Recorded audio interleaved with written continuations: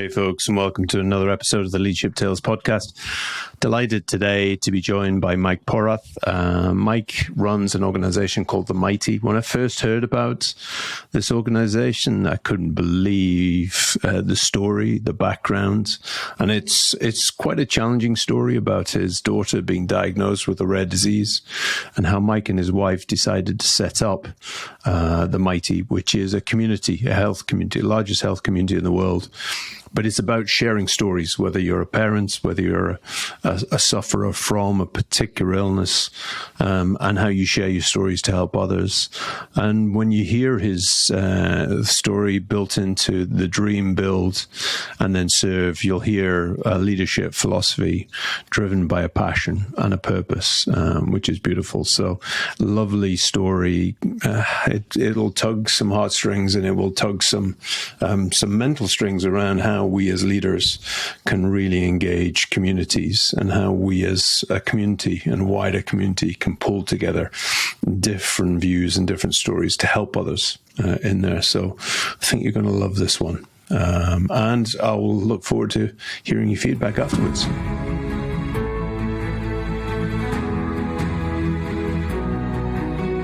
So, Mike, why don't it'd be great for you to introduce yourself to the listeners, who you are, and you've got such a great story, but I'd love you to just give a flavor of the background of who you are. Yeah. Sure. My name is Mike Porath. I'm the founder and CEO of The Mighty, which is a world's leading health community.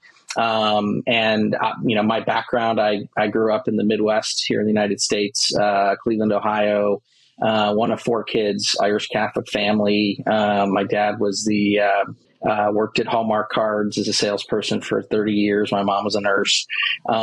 Just a, good, typical, fun childhood. My dad coached all four of us in pretty much all of our sports and things like that. Then went on to the College of William and Mary in Virginia. That's where I studied English and psychology there. And kind of what launched me into my, career was really, during my junior year, I applied for, I think 40 some internships, and this was pre-internet and all of that, envelopes, sending them out, and I got no response or no's from 39 of those 40.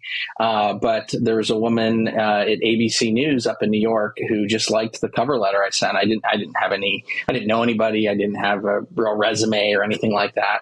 But we had a phone call, and she said, why don't you come up here to New York? And it was a documentary unit that she ran. And so that was kind of my, launching pad into the world of media and all of those types of things. And then it was years later, which we can get into, where I started The Mighty based on really a personal passion and raising a daughter with a rare disease. So I'm happy to get into all that too.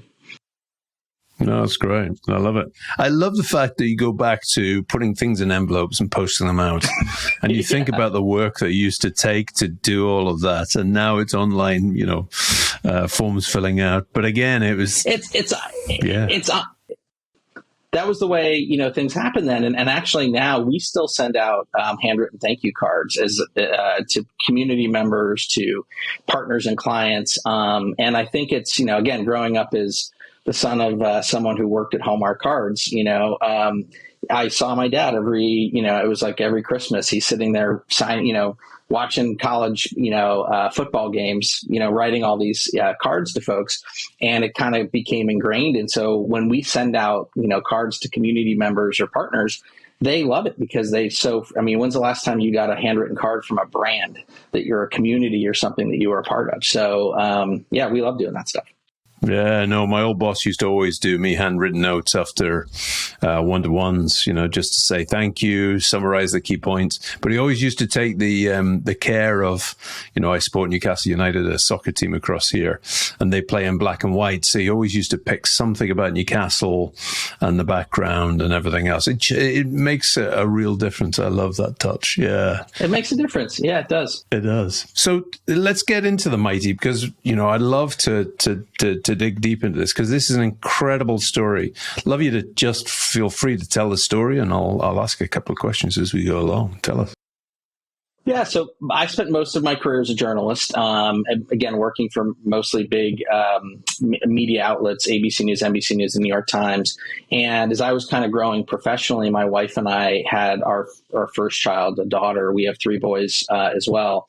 And she had all kinds of complications, early on. We knew before she was even 6 months old that something was off. She was not developing like a typical kid would. And we spent the next year and a half, going up and down the East Coast. At the time we were living in New York and trying to get answers. And ultimately we did finally find a doctor who suggested some genetic tests. And it turned out she has a chromosomal abnormality. It's a rare disease called Dup15q syndrome. And basically it's extra genetic material in every cell in her body. And the way most people experience it, the way he explained it to us was her mind will never develop beyond that of a 5-year-old. That's the day we got the phone call, that's, what he said. And, we've since learned she's 15 now. She was 2 at the time when we got the diagnosis. There's lots of challenges that we, try to manage and deal with in a lot of different ways. And what we learned very early on going through the process after getting the diagnosis was the thing that helped us most was connecting with other parents. We had a great medical team around us, but this was pretty new to them. There weren't a lot of experts. There was only at the time 300 known people in the United States with this, rare disease. Since then, now we know that that's probably likely over 10,000. So it's not quite as rare as we thought back then. But it was really connecting with these other parents and understanding what their journeys have been, right? And it just made us feel not so alone. And it made us more hopeful. I think that story that I tell often is the day that we got the diagnosis. I went online and I found an old PDF file that had 6 stories written by parents about, their children and going, through this. And they were scary, learning about kids having 30, 40 seizures a day. They were, at the same time, there was surprisingly humor in some of them in terms of how they managed things and what they did. And there was joy in terms of seeing the ways that their kids did develop. And that just, reading those stories was the most important thing that happened that day for me after getting the news, because I already felt connected to some other people that were out there. And that was really the idea behind the Mighty. From that moment, I didn't launch the Mighty until 5 years later. It was kind of, marinating in this idea of, how we would connect people in the same way I ended up getting connected, to other parents. And it was really through stories. That's what worked for us. That's what I knew. That was my professional, career was in stories really.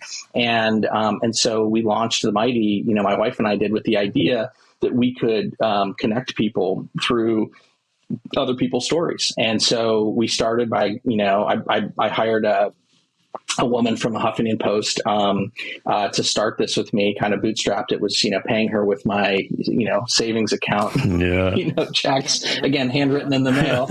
And, but that's how we started. And the idea was we're going to do 3 stories every day. And since then, we have now done over 50,000 stories written by members of our community that have been, seen tens of millions of times, whether people finding them through Google or Facebook groups or things like that. And then we first kind of started with stories and then recognized we needed to really help people connect. And so we essentially started building it as a social network on top of all of the content that was being produced. And along the way, this was a for-profit company. This was we had raised some money from venture capitalists and all that. So we also had to figure out a business model.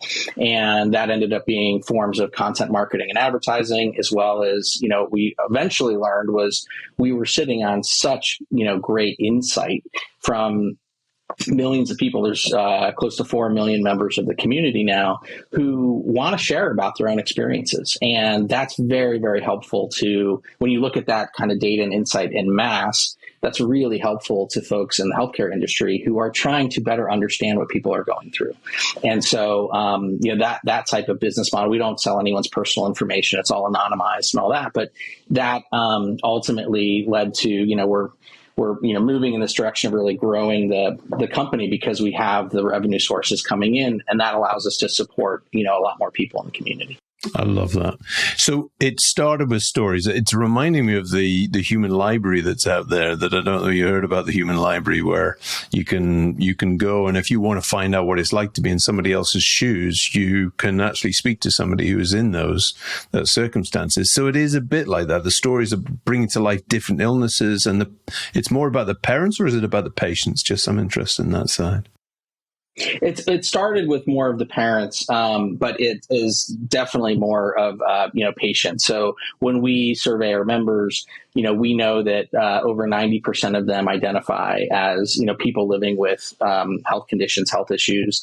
There's about 30% that are also caregivers, right? And so that could be someone that's taking care of their child. It could also be someone who's taking care of their mom or dad, who may be going through challenges later in life. And then we have a couple 100,000 healthcare providers that are part of that, the community and platform as well, which is super helpful. So yeah, I mean, the stories is where it starts, because that brings people into an experience where they don't feel, so alone.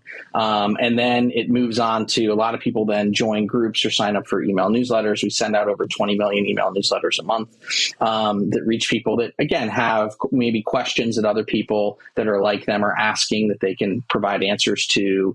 There's a number of different things that we do there. And then, so the people organize in different groups. People launch new groups on the platform, every day. So maybe for someone living with bipolar disorder, they just want to be a part of a big group of other people with bipolar. In some cases, though, it could be like someone starts a bipolar dads group, and it's people who you really identify in this role of dad and want to talk with other dads dealing with the same, health issues that they have. So we can go big, and we can also go very niche and small based on, the interests that folks have there. And one of the things that we've done, recently that we're thrilled with is this was just published in a top journal about 2 weeks ago. We did a lot of work with a team at Harvard who was actually studying suicide ideation. And they do tremendous work, really around like what helps reduce suicidal thoughts and things like that. And they theorized that they were fascinated by the content on our site, how open people were, how vulnerable people were, particularly around talking about, their own suicidal thoughts. And so they believed that that we were actually helping people, by sharing each other's stories and all that, but they wanted to study it. And so we spent over a year really working on this, and the results were phenomenal in that the folks that were getting kind of these daily stories from our community were having far fewer suicidal thoughts, and it made them feel more optimistic and felt more like they were, it was the shared experiences that really made them feel like they're not alone. Right. And they think that, we're going to do future studies with them now, broadening out beyond suicide and looking at, even, if you're outside of mental health, in the fields of rheumatology and others, we're launching similar types of studies to see, because we believe that we're going to see the same type of results. And the term that they have for it is called bibliotherapy, which is really just, it's reading each other's stories. And it's actually very, very helpful to folks. And I think what we really like about it is it's free and it's scalable. Anybody could access, the stories from others. It's not hard to get. You can do it, sitting there with your phone anywhere. So we think it can be a very good, a source of help, for folks. Yeah, I love that. I mean, just with my father, who was Alzheimer's and went through it, I had my own small community with one of my best friends whose father had Alzheimer's, and just be able to share the symptoms and what we were going through in there is so good. But there's so many different variations, whether it's Alzheimer's or, vascular dementia, all the different things. So it's fascinating that you're able to use the stories to educate people about the different symptoms and other places in there. And also my mother's bipolar. So again, it's, we've had, when she was first diagnosed, it was a long while ago, and actually she first diagnosed with some mental health issue, but they weren't sure what it was. So the impact of this must be huge, Mike, not just on the patients and the families, but the medical community in terms of the insights. Yeah.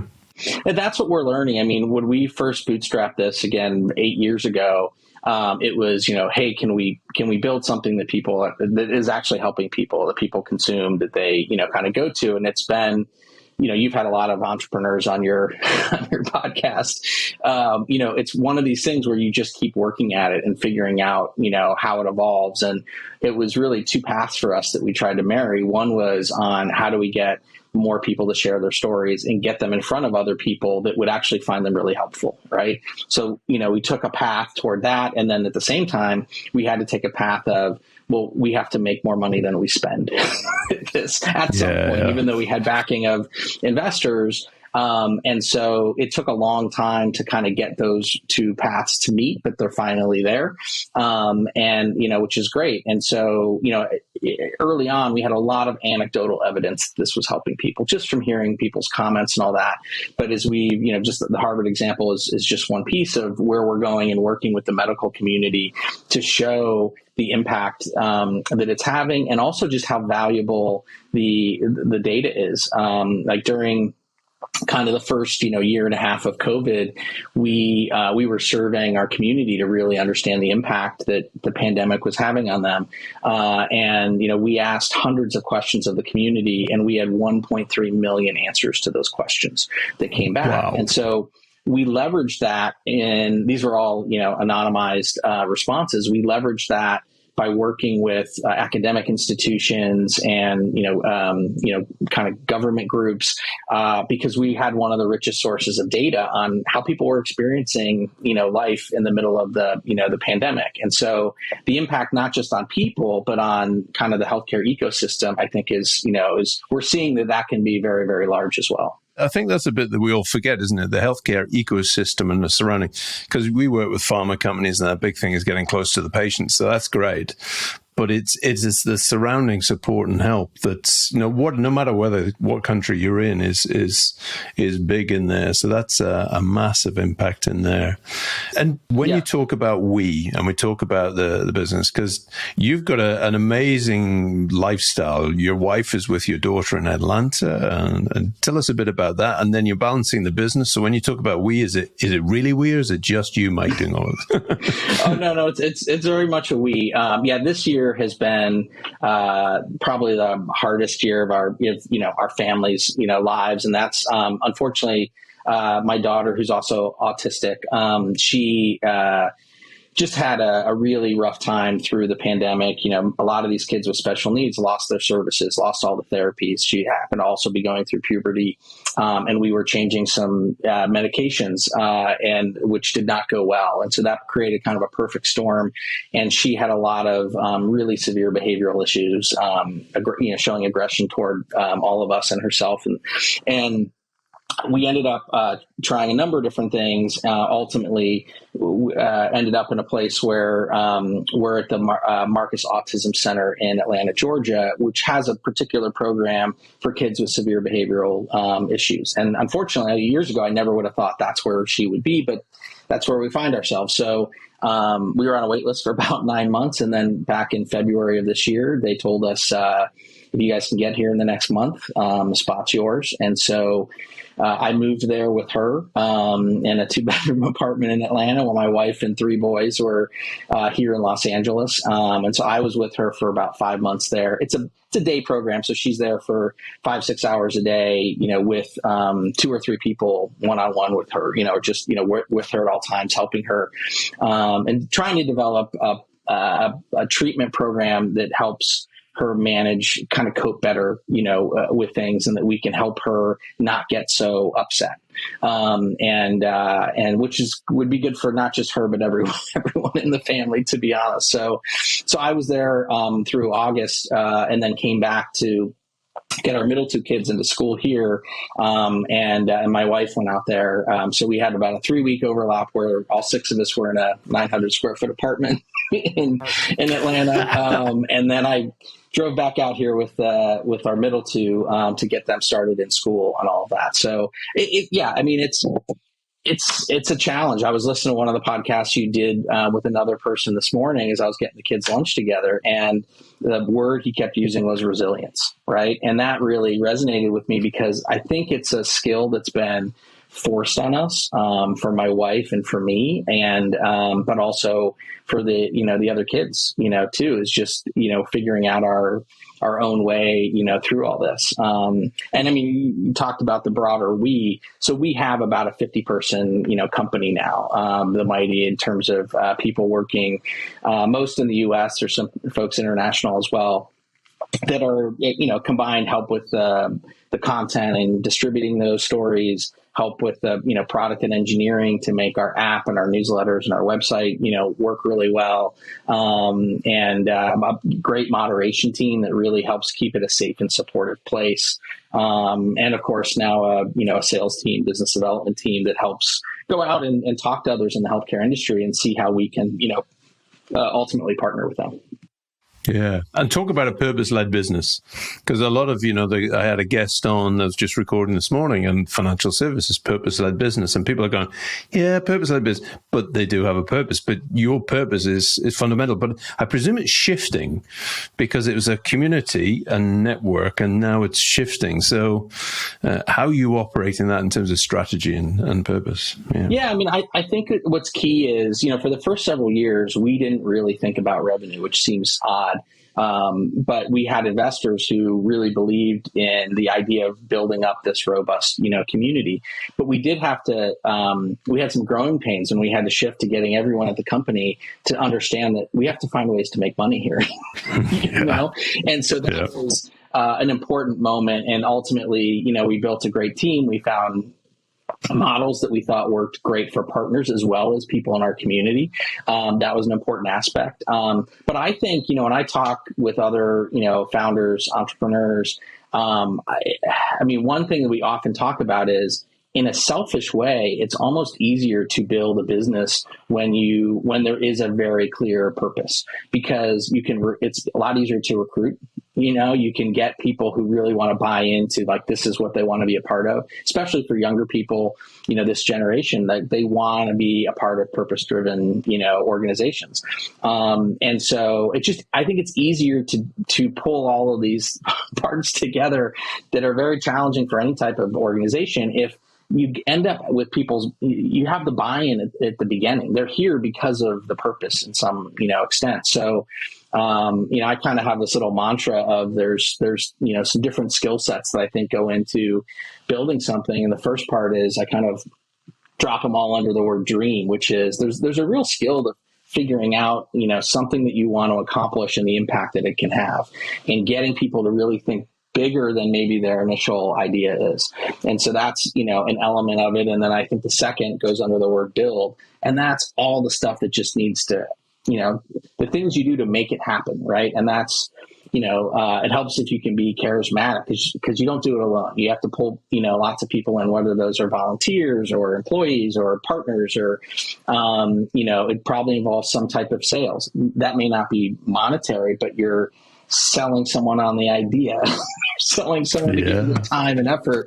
For our community members, we really had to sell them to, if we didn't have 50,000 stories written by community members, we wouldn't really have a community. So it's that, all of the tenacity it takes just to keep, building and figuring it out. And then the last word I use is serve. And I think that if you dream and build in the service of others, you're much more likely to be successful. And it's also just, you feel like it's worth your time. I don't think anyone wants to, wake up and just like, hey, I want to go build widgets, right? Or like, you want to really be doing something that serves others. So one of the things we think about in terms of building the organization, and I think about it, frankly, in skills that I want my kids to learn, is, those things under, kind of dreaming and really seeing the future that you would want, and then building all of the hard work that it takes to make happen. And then ultimately, really making sure that the through line is that service, and serving others. And that's not where I started with the Mighty. That's only come about by going through the process of building it and figuring out a lot of these things along the way. And it leads me to a question I always ask at the end, but I'm going to ask now because my sense is every time I talk to you, you're positive. Yeah. Every time I talk to you, you've got so much going on in your life that I think, wow, my issues are just nothing. But there's something about experimentation that you've got that you do in the background. So if you had to pick one thing, one big experiment that you've had, it could be the Mighty, but that you've learned from being successful from, what would it be? I mean, I think it would be the Mighty, but I'd say the most important aspect of that is the storytelling. I mean, I think that's probably people talk about what are your superpowers, and I do think and it's not just telling a story around a health issue, for someone to read it and be helped. Like that needed to happen. But even, getting investors on board, convincing a partner to work with us. When we came up with the name, The Mighty, my wife and I just sitting at the dinner table one night, it was when we came up with it, one of the ideas was, okay, I want to have a name where Johnson & Johnson, which is the biggest health company I could think of in the moment, where they're spending $5 million with us, right? And 8 years later, they've come close to that $5 million amount now. Right. And wow. So it seems odd maybe to, when you're sitting there thinking about it, but then it's just a matter of, okay, well, I can do this. I can make this happen. And it's not all me, it's hiring the right people and all of that. But I think that experimentation is just a matter of, let's go figure it out. Let's go do it. And if you don't put yourself out there, it'll never happen. I love that. It's a pure version of manifestation. Yeah, this is the 5 million I'm going to do, and therefore I'm going to live it. And what I love about what you've gone through and such a story is one of them is the oxygen mask, that you're putting your own oxygen mask on to look after yourself. It's you've created something that's given you such value. Then you've given the red thread to others, which is a big thing. For purpose, action without doing it for others seems to fail on a regular basis. But I love your leadership mantra around the dream, build, and serve. Yeah. And immediately as I go to Atlanta, I go, Martin Luther King, I have a dream. All of this is embedded in there. So if I had to ask you for the dream for you now, what would it be? Where are you going? Well, I think that I've got a dream for the Mighty to become something that is household name, that everyone knows it. It's, used by so many more people, really grows into something much larger. And then, by building the Mighty and by going through all the, challenges our family has of late, it has been thinking about the dream for our family, so we actually, about 1.5 miles from where we live in the mountains, we bought a property with an absolute tear down house, holes through the ceilings. It's not salvageable, but nice. But it's the idea that, my daughter really likes the, being in nature, being outside, the quiet, which this place will provide. And so, we're in the early stages of kind of building a home. And I think something that all the kids will be able to use in the long run. It's a nice big piece of property that I think we can do a lot on, as a family. So that's one of our kind of short-term dreams for the family. It's actually, we're still renters in Los Angeles right now. So, yeah. So that'll be nice when we get there. But yeah, I mean, I do think a lot about my daughter's future. And the ways that we can, support her, and really the idea of her being in Atlanta right now, as challenging as it is for the whole family, is that we think that it will really help her, long-term well-being. We've always said that the two things we want for her are as much happiness as she can have and as much independence as she can have. And, we're really trying to work toward those goals so that her world can open up into something, bigger than it is, and more fulfilling, I think, than it is right now. And I've got to ask, because people will be asking, but what about the boys? Because the boys in this, they sound like they're rocks in terms of the support of the family, but it's not easy to be in that position. Yeah. Yeah, it's got to be challenging for them. I think, there were a couple moments that really, showed me how, the challenges that they were facing. One of my kids, when Annabelle was having a lot of these aggressive behaviors, was telling me from his room, he was asking me if it was safe to come out of his room. And that was heartbreaking to me, that in his own house, he wasn't sure that he was safe if he, walked out of his bedroom door. And we, one of the things we try to do to reduce some of the tension, there weren't a lot of places we could take the boys during the pandemic. Everything was shut down. I started taking them camping because it was something that we could still do. And it relieved some pressure for them. And I think for my, it was just, there's a lot of us in a small house, and it was tough. And now they, we visit a lot of national parks here in California, and they now have a goal. They want to camp in every national park.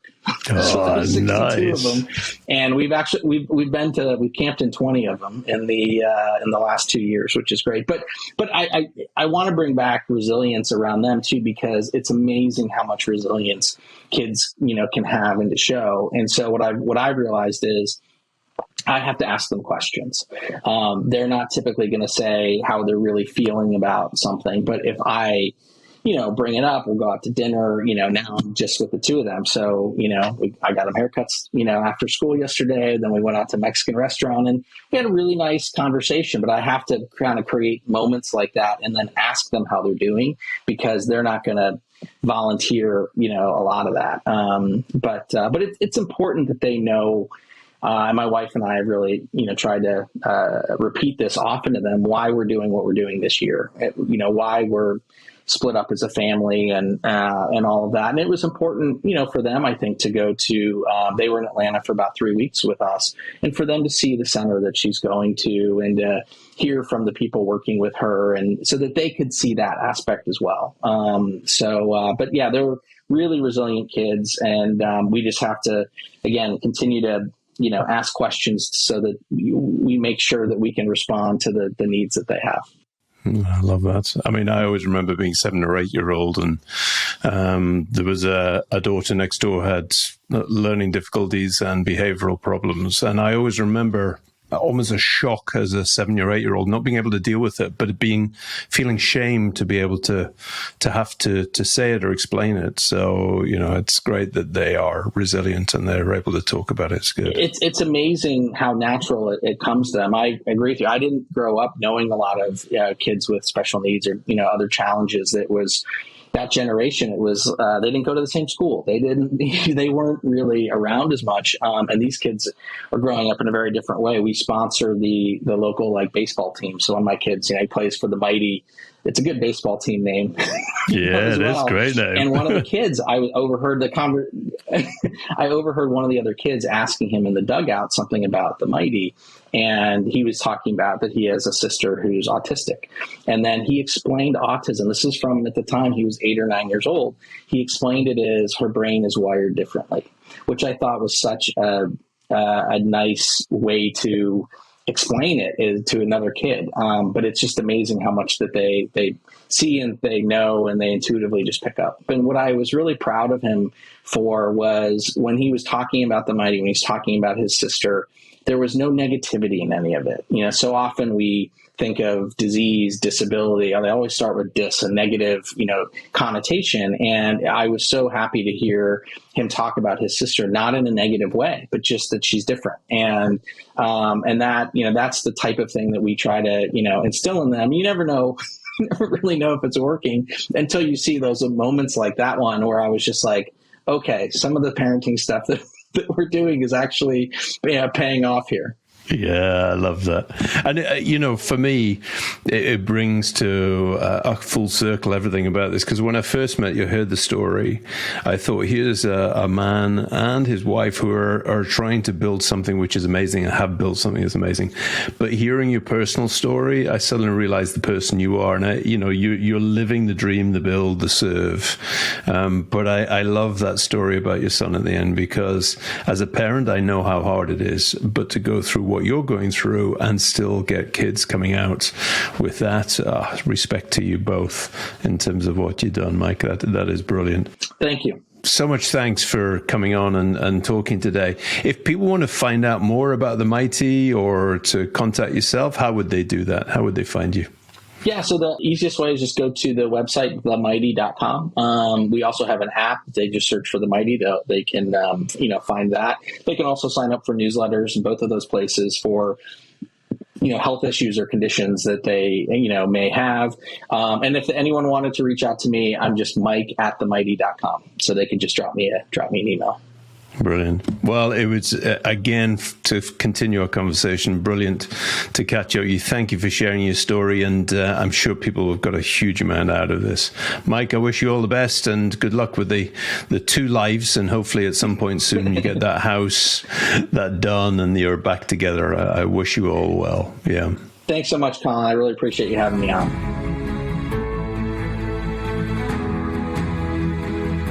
So that was Mike Porath. Brilliant story. So heart-rending in some ways, but so hopeful in another way. And the story about his house and how they bought it in the mountains, that they can find a place where the daughter can enjoy nature. But it sounds like the boys as well can enjoy nature and live and be there. And hopefully they can get to all the national parks in California and camp out, which sounds a great story. But I think the most poignant moment was it is in all parents or leaders. It's that moment where somebody, when you overhear them, crafts in a positive way the story of what they've gone through. And his son telling his friend about the brain being wired different, no negative connotation about his sister's condition is powerful. But I also love what the power of possibility of having a dream, sitting down, crafting it, and then putting the thought in the mind about, I'm going to get J&J. I'm going to have $5 million with them investing in this for the good for others and then achieving it. It is fantastic. So Mike Porath and his wife and his family and the whole community in the Mighty, huge respect from us. Thank you. Look forward to welcoming you back in another episode of the Leadership Tales podcast very shortly.